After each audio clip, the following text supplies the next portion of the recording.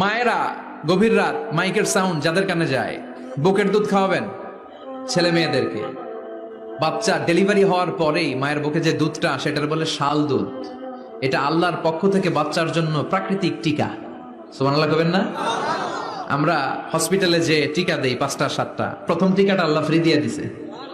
বাচ্চাদের গ্রোথ হবে না যদি না খাওয়ান। খাওয়াবেন, সব মায়েরা খাওয়াবেন।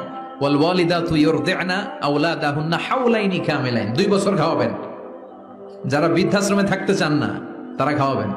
ছেলে আমার মস্ত মানুষ, মস্ত অফিসার, মস্ত ফ্ল্যাটে যায় না দেখায় পারে ও পার, নানান রকম জিনিস আর আসবাব দামি দামি, সবচেয়ে কম দামি ছিলাম একে মাত্র আমি। ছেলের আবার আমার প্রতি অগাধ সম্ভ্রম, আমার ঠিকানা তাই বৃদ্ধাশ্রম। কি দুঃখের কথা, মা কেঁদে কেঁদে বলে কোনো মা বাবার জন্য বৃদ্ধাশ্রমে থাকা না লাগে।